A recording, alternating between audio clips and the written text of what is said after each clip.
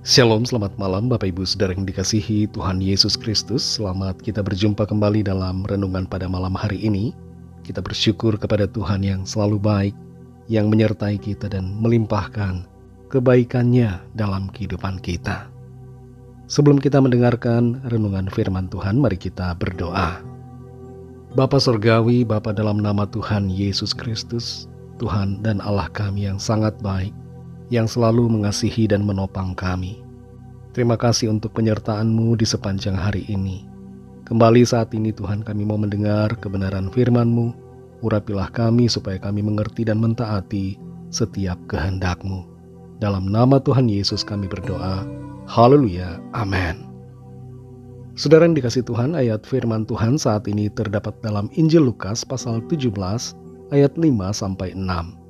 Tertulis demikian. Lalu kata rasul-rasul itu kepada Tuhan, "Tambahkanlah iman kami." Jawab Tuhan, "Kalau sekiranya kamu mempunyai iman sebesar biji sesawi saja, kamu dapat berkata kepada pohon ara ini, 'Terbantunlah engkau dan tertanamlah di dalam laut,' dan ia akan taat kepadamu."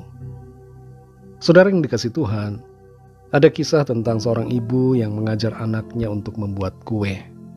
Resepnya sudah ia berikan, tinggal mengikuti saja langkah demi langkah.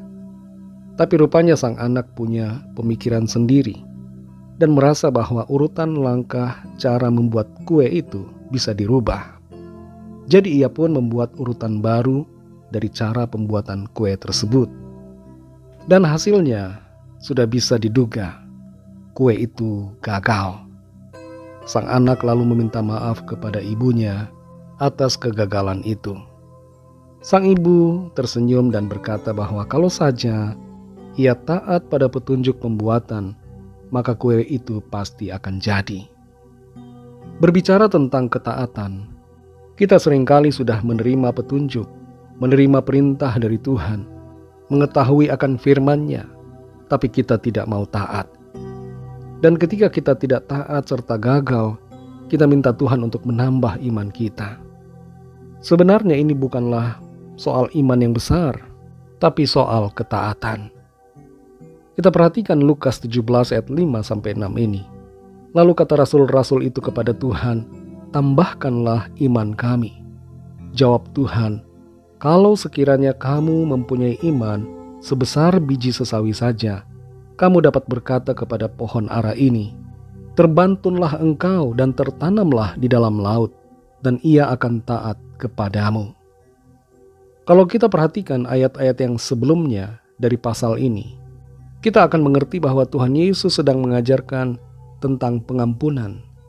Bagaimana para murid harus dapat mengampuni saudara mereka yang telah berbuat kesalahan berulang kali, bahkan hingga 7 kali, tapi mereka harus tetap mengampuni. Kelihatannya perintah Tuhan ini sulit untuk dilakukan.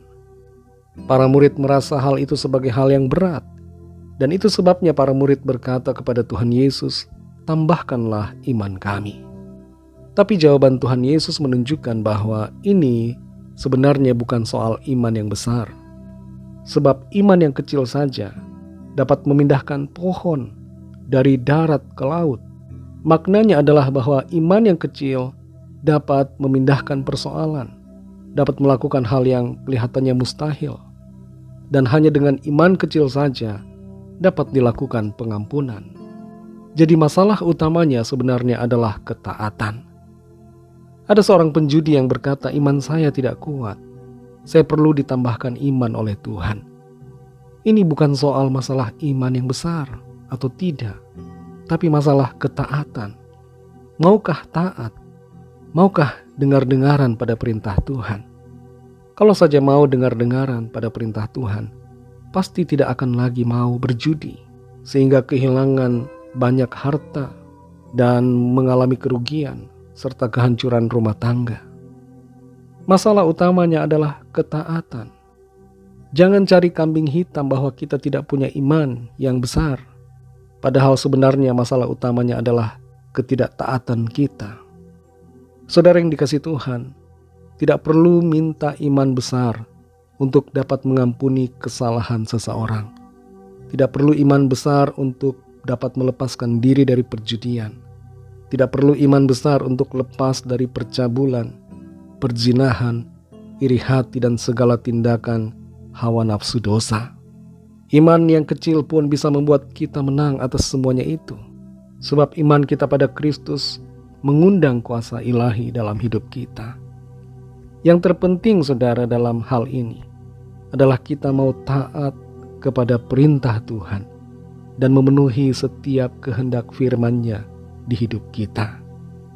Jadi sekali lagi saudara, bukan soal iman besar, tapi ketaatan dalam melakukan firman Tuhan.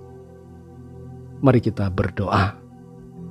Terima kasih Tuhan Yesus, kami mengucap syukur untuk firman-Mu yang sudah kami dengar pada saat ini. Kami bersyukur kami diajar kembali, dituntun untuk taat pada perintah-Mu. Kami sadari bukan soal iman yang besar, sebesar gunung, tapi iman yang kecil saja dapat membuat kami mampu untuk melakukan firman Tuhan. Asalkan kami mau taat untuk sungguh-sungguh melakukannya dalam hidup kami. Terima kasih untuk firman-Mu yang terus menguatkan kami, menyadarkan kami untuk kami senantiasa hidup dalam kebenaran-Mu. Berkati kami Tuhan di sepanjang malam hari ini. Lindungi kami dalam istirahat kami. Berikan kami tidur yang nyenyak dan bangunkan kami kembali besok pagi dengan kekuatan yang baru. Kembali saat ini kami berdoa, mohon lawatan Tuhan atas setiap kami yang sakit, yang lemah, yang putus asa, yang sedang dalam pergumulan, persoalan. Lawatlah setiap kami Tuhan dan nyatakan kuasa mujizat-Mu bagi kami. Ada kesembuhan, ada kelepasan, ada pemulihan, ada semangat baru, dan ada jalan keluar, pertolongan ajaib yang Tuhan nyatakan bagi setiap kami. Berkatilah bangsa kami Indonesia dan juga semua bangsa di dunia ini. Curahkanlah roh-Mu ya Tuhan, agar setiap orang dari segala bangsa percaya kepadamu dan menerima anugerah keselamatan. Ampunilah kami akan dosa kesalahan kami, seperti kami juga mengampuni orang yang bersalah kepada kami. Dan pimpinlah kami menjadi sempurna seperti kehendak-Mu. Dalam nama Tuhan Yesus Kristus, Tuhan dan Juru Selamat kami sudah berdoa dan mengucap syukur. Haleluya. Terimalah berkat Tuhan. Tuhan memberkati engkau dan melindungi engkau. Tuhan menyinari engkau dengan wajah-Nya dan memberikan kasih karunia. Tuhan menghadapkan wajah-Nya kepadamu dan memberikan damai sejahtera. Berkat dan anugerah Allah Bapa, kasih karunia dari Tuhan Yesus Kristus dalam persekutuan dengan Roh Kudus menyertai kita semua sekarang ini dan sampai Maranatha Tuhan Yesus datang kembali dan bahkan sampai selama-lamanya. Dalam berkat nama Tuhan Yesus Kristus, haleluya, amin. Puji Tuhan, saudara yang dikasihi Tuhan, saya percaya firman Tuhan menjadi berkat dan kekuatan buat saudara semua, dan Roh Kudus akan menolong saudara untuk lebih lagi memahami kebenaran firman Tuhan dan hidup dalam kemenangan. Tuhan Yesus memberkati saudara semua. Selamat malam dan selamat beristirahat. Sampai jumpa dalam renungan yang berikutnya. Haleluya.